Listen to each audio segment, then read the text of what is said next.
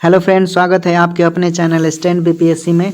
उम्मीद करते हैं इस नए साल में आप लोग अच्छे से पढ़ाई कर रहे होंगे और सभी सेट जो चल रहा है उसके अकॉर्डिंग भी आप लोगों का जिज्ञासा भी और बढ़ेगा, क्योंकि क्वेश्चन मैं थोड़ा सा सेट कर रहा हूं। पहले क्वेश्चन नहीं होता था, प्रकाशन के अकॉर्डिंग होता था, चाहे वो दृष्टि प्रकाशन हो चाहे एडिटोरिया हो। ओके दोस्तों, लेकिन यहाँ पर क्वेश्चन मुझे सेट करने में पर डे कम से कम 2 से ढाई घंटा लग रहा है। वैसा क्वेश्चन मैं ला रहा हूँ आप लोगों के बीच जो लगता है कि ये सिलेबस में है और इसे पूछे जाने की संभावना है या इससे रिलेटेड पूछे जाएंगे, वही क्वेश्चन है। बहुत ही इंपॉर्टेंट हो रहा है सेशन टेस्ट सीरीज में, इसलिए आप लोगों को इग्नोर नहीं करना है। और देखिए, मैंने फर्स्ट ईयर के दिन यानी 1 जनवरी के दिन भी आप लोगों से बोला था कि अगर वैसे लोग अगर कुछ बोलते हैं आप लोगों का मनोबल डाउन करने के लिए, तो उन लोगों से दूर रहिए और इग्नोर कीजिए और अपना काम में लग्न रहिए, आगे बढ़ते रहिए। एक दिन सफलता जरूर मिलेगा।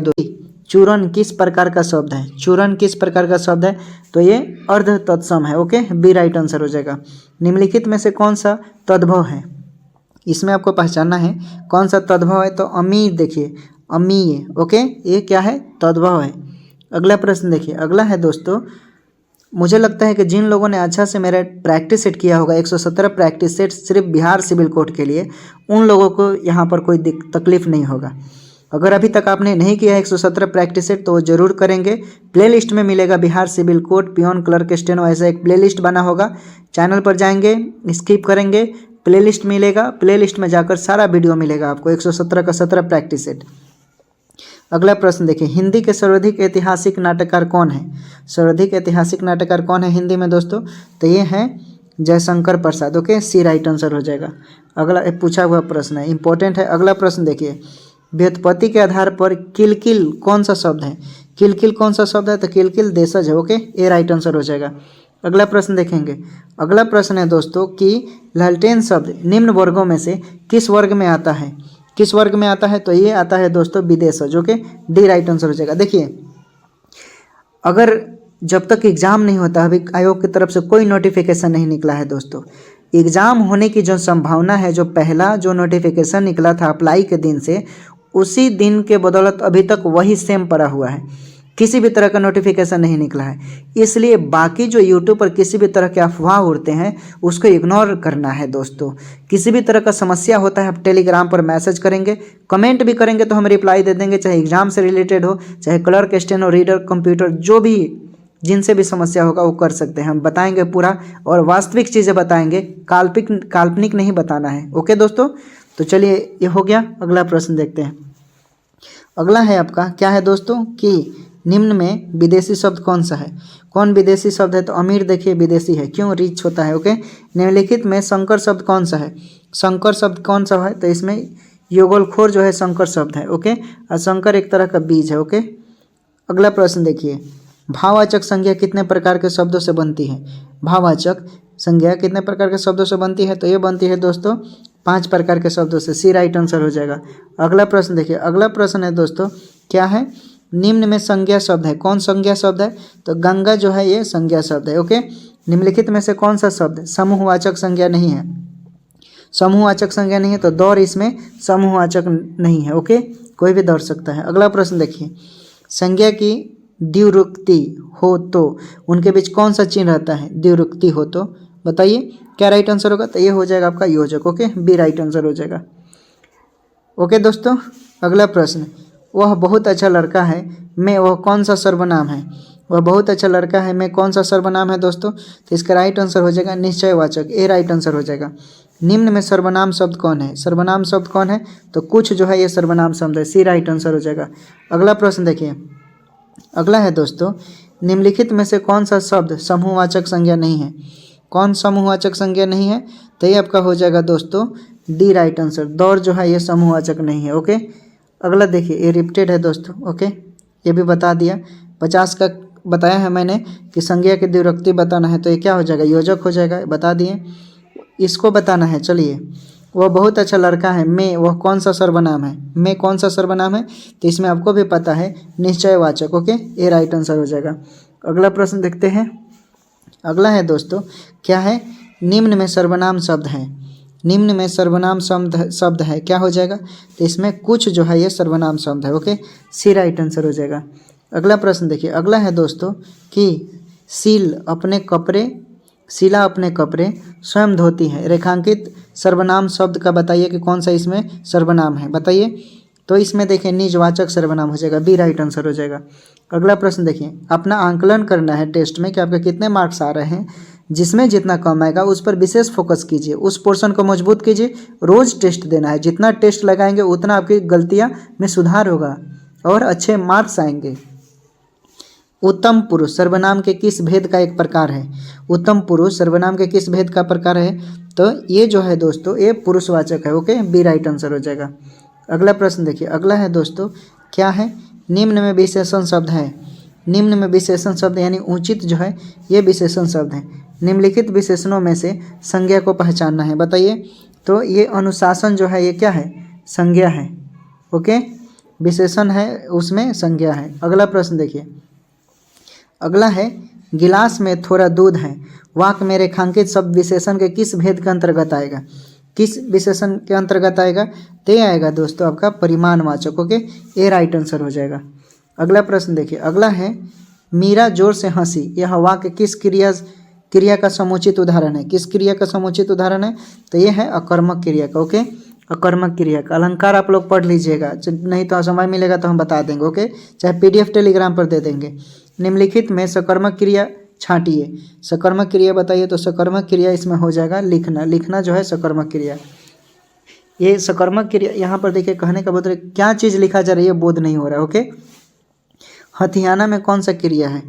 हथियाना में आपका नाम धातु है। ओके, तो डी राइट आंसर हो जाएगा। अगला प्रश्न देखिए, परिमाणवाचक क्रिया विशेषण अवयव क्या है? क्या है दोस्तों? तो ये है आपका अत्यंत। Okay, D right answer. भरोसे में शब्द का कौन सा रूप है? भरोसे में शब्द का कौन सा रूप है? तो ये हो जाएगा संबंध बोधक। चूँकि किसी पर आप भरोसा करते हैं तो कहीं ना कहीं रिलेटिव एक बात होता है, कोरिलेट करता है। अगला देखिए, कौन सा पद विकृत नहीं होता?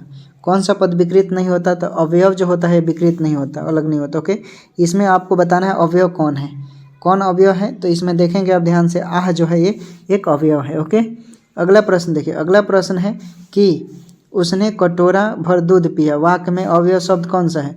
उसने कटोरा भर दूध पिया। तो कटोरा भर दूध पिया दोस्त, इसमें भर हो जाएगा, सी राइट आंसर। ओके दोस्तों, अगला प्रश्न देखिए, अगला है दोस्तों अश्व का पर्यायवाची नहीं है। अश्व का पर्यायवाची नहीं यानी तरंग, ए राइट आंसर हो जाएगा। खगेश का पर्यायवाची है। खगेश का पर्यायवाची वैन ते हो जाएगा, सी राइट आंसर हो जाएगा। अगला प्रश्न देखिए, अगला प्रश्न है कि निम्नलिखित में से विचित्र का पर्यायवाची क्या होगा? निम्नलिखित में से विचित्र का पर्यायवाची क्या होगा? तो इसमें हो जाएगा विलक्षण। ओके, सी राइट आंसर हो जाएगा। नाहर के लिए समुचित पर्यायवाची क्या होगा? नाहर को हम क्या बोलते हैं? अच्छा कमेंट कीजिएगा, इतिहास में सबसे ज़्यादा नाहर किसने बनाया था? ओके, बहुत इंपॉर्टेंट इतिहास में है, आप लोग पढ़े होंगे, तुगलक वंश का ही है। आप लोग कमेंट कर सकते हैं क्या होगा इसका राइट आंसर? तो शेर हो जाएगा। ओके, नाहर का पर्यायवाची क्या होता है? शेर। ओके, अगला प्रश्न देखिए, अगला है निम्न में से कौन सा अज्ञानी का पर्यायवाची नहीं है? अज्ञानी का पर्यायवाची कौन नहीं है? तो आप देखेंगे दोस्तों, तो विज्ञ जो है ये अज्ञानी का नहीं है। ओके, अगला प्रश्न देखिए, अगला है आपके सामने क्या है कि सौदामणि का पर्यायवाची बताना है, बताइए। तो इसमें सौदामणि का विद्युत होता है। ओके, डी राइट आंसर हो जाएगा। अगला प्रश्न देखते हैं क्या है, क्या दिया है? अस्तित्व का विलोम क्या है? अस्तित्व का विलोम क्या हो जाएगा इसमें से? तो इसमें से हो जाएगा हे, मिस के हे होता है। ओके, अस्तित्व का विलोम हे होता है, तो सी राइट आंसर हो जाएगा। अगला प्रश्न देखिए दोस्तों, अगला है, छोटा कर देते हैं थोड़ा। हाँ देखिए, अब क्या दिया है? संतोष महाधन है। संतोष महाधन है, क्या हो जाएगा? संतोष महाधन। इसमें क्या राइट आंसर होगा? तो इसमें हो जाएगा असंतोष हो जाएगा, ए राइट आंसर हो जाएगा। संतोष महाधन। रेखांकित शब्द का आपको बताना है, तो रेखांकित के लिए क्या असंतोष ही होगा, जाहिर सी बात है, विलोम पूछ रहा है, तो सिंपल ए राइट आंसर हो जाएगा। अगला प्रश्न देखिए दोस्तों, अगला है संपन्नता का विलोम शब्द कौन सा है? संपन्नता का विलोम कौन सा? तो निर्धनता हो जाएगा, very simple, B right answer. अगला प्रश्न देखिए, अगला है अल्पज्ञ शब्द का विलोम है। अल्पज्ञ शब्द का विलोम सर्वज्ञ है, सी राइट आंसर हो जाएगा। ओके, अगला देखते हैं क्या दिया है, इंपॉर्टेंट प्रश्न है। श्रुति सम शब्द योग में की भिन्न अर्थ वाली संख्या जोड़ का पहचान करना है, बताइए। तो क्या हो जाएगा? तो इसमें कुल हो जाएगा, कुल। ओके, तो देखिए इसमें कुल हो जाएगा। ओके, अगला प्रश्न देखिए, अगला है दोस्तों क्या है, थोड़ा जूम कर देते हैं, छोटा कर देते हैं। ओके, अगला देखें, निम्नलिखित अनेकार्थी शब्द का दूसरा अर्थ बताइए। क्या हो जाएगा इसमें, तो अनेकार्थी का ईश्वर होता है। ओके, बी राइट आंसर हो जाएगा। अगला प्रश्न देखें, अगला है क्या है कि जो देने योग्य है के लिए एक शब्द दीजिए। जो देता है वह उसे क्या बोलते हैं, यानी देय बोलते हैं। बी राइट आंसर होता है। अगला प्रश्न देखते हैं, अगला है दोस्तों, एक ही समय में वर्तमान के लिए एक शब्द दीजिए। एक ही समय के लिए क्या होगा, तो ये समसामयिक बोलते हैं। सी राइट आंसर। हिंदी में करेंट अफेयर आप लोग पढ़ते होंगे ना, देखिएगा करेंट अफेयर किसी भी प्रकाशन का तो उस पर लिखा रहता है। ओके दोस्तों, भला चाहने वाले के लिए कौन सा शब्द का प्रयोग करेंगे, तो हितैषी। ओके, सी राइट आंसर। भिन्नार्थक शब्द इसमें बताना है, कौन भिन्न है, क्या होगा, तो देखिए अनिल जो है ये भिन्न है, बाकी सब एक होता है। ओके, अगला देखिए, अगला है क्या है, अगला कि आपको इसमें बताना है समूहार्थक शब्द का चयन करना है। समूहार्थक शब्द कौन है इसमें, तो बेरा समूहार्थक है। निम्नलिखित में से कौन सा शब्द सारंग का अर्थ नहीं बताता है। सारंग का अर्थ नहीं बताता है कौन, तो ये सहज जो है नहीं बताता है। चलिए अगला प्रश्न देखें, अगला है क्या है दोस्तों कि समानार्थी शब्द की जोड़ी नहीं है। समानार्थी शब्द की जोड़ी नहीं है, इसमें कौन नहीं है, तो कौन नहीं है बताइए, तो ये आपका हो जाएगा निशा निशाचर। Okay, B right answer. मूढ़ चेता अर्थात मतलब क्या होता है, मूढ़ चेता का, तो मूढ़ चेता का मतलब होता है मूर्ख। डी राइट आंसर हो जाएगा। चलिए अगला प्रश्न देखते हैं, अगला है दोस्तों, निम्न में वर्तनी की दृष्टि से शुद्ध शब्द है। निम्न में वर्तनी की दृष्टि से शुद्ध शब्द कौन सा है, तो ये हो जाएगा परीक्षा। D right answer. शुद्ध शब्द चुनिए, शुद्ध शब्द चुनिए, क्या होगा, यानी 12 हो जाएगा। 12 जो है ये शुद्ध लिखा हुआ है। चलिए अगला प्रश्न देखिए, अगला है क्रियार्थक संज्ञा सादा किस रूप में रहती है। क्रियार्थक संज्ञा सादा किस रूप में रहती है, तो ये रहता है दोस्तों एक वचन पुल्लिंग में। Okay, B right answer. चलिए अगला प्रश्न देखते हैं, अगला है कि निम्नलिखित में से कौन सा शब्द दोनों वचनों में समान रहता है। दोनों वचनों में कौन सा, तो सरसों। बी राइट आंसर हो जाएगा। चलिए अगला प्रश्न, अगला रहा सामने, बताइए, वह आई हो तो मेरी चिट्ठी उसे दे देना। कौन सा काल है, कौन सा काल है, तो ये सभ्य वर्तमान काल है। ओके, संभावना की बोध हो रही है। चलिए अगला प्रश्न देखते हैं, श्याम को पुस्तक पढ़नी है, यह किस वाच्य में है। श्याम को पुस्तक पढ़नी है, ये कर्तृवाच्य में है। B right answer. से के द्वारा किस कारक का प्रसर्ग है। से किसके द्वारा होता है, तो ये कारण से होता है, करण से। ओके, बी राइट आंसर हो जाएगा। अगला प्रश्न देखिए, अगला है कि आपने बुलाया होता तो हम अवश्य आते, इसका आधार वाक्य भेद क्या है, क्या है, तो ये हो जाएगा आपका संकेतवाचक, संकेत कर रहा है। ओके, तो सी राइट आंसर हो जाएगा। चलिए अगला देखते हैं, छोटा कर देते हैं। देखिए, नीली कमीज वाले छात्र को यह कलम दे दो, रचना के आधार पर वाक्य का सही भेद पहचानिए। बताइए, तो मिश्र वाक्य है। ओके, सी राइट आंसर हो जाएगा। चलिए अगला प्रश्न, अगला निम्न में से लिखित प्रश्नों में प्रत्येक मुहावरे का अर्थ बताना है। ओके, देखिए क्या है, उल्टा फेर होना। 3 को मुहावरा पूछा जाएगा, याद रखेंगे। उलट फेर होना का मतलब क्या होता है, उलट फेर का होने का मतलब होता है कि अप्रत्याशित परिवर्तन होना। D right answer. ओके दोस्तों, चलिए अगला प्रश्न देखते हैं, दिल पक जाना। दिल पक जाना का मतलब क्या होता है, दिल पक जाना का मतलब होता है अत्यंत पीड़ित होना। सी राइट आंसर हो जाएगा। चलिए अगला प्रश्न देखते हैं, अगला है कि अपनी डफली अपना राग। अपनी डफली अपना राग, अपनी डफली अपना राग बताइए, तो यानी सबका अपने अपने मन के अनुसार चलना, जो सब कोई अपने मन का राजा होता है। ओके, चलिए अगला प्रश्न बताइए, फिसल पड़े तो हरा गंगा, हर गंगा, क्या मतलब होता है, तो मजबूरी में कोई भी काम करना। ओके, ये राइट आंसर। तो दोस्तों आज का हमारा टेस्ट सीरीज यहीं समाप्त होता है। उम्मीद करते हैं आप लोग को अच्छा लगा होगा। अच्छा लगा होगा तो खूब पढ़ाई कीजिए, शेयर भी कीजिए, कमेंट कीजिए, लाइक कीजिए। चैनल पर नए होंगे तो सब्सक्राइब कीजिएगा। अगर इसका पीडीएफ चाहिए तो टेलीग्राम पर जरूर जुड़िएगा। टेलीग्राम पर सारा पीडीएफ पहले आधा घंटा प्रोवाइड कर लिया जाता है। 1 दिन पहले पीडीएफ मिलेगा, 2 घंटा पहले भी मिल सकता है, लेकिन टेलीग्राम पर जरूर रहेगा दोस्तों। ओके, तो उम्मीद करते हैं आप लोग को अच्छा लगा होगा।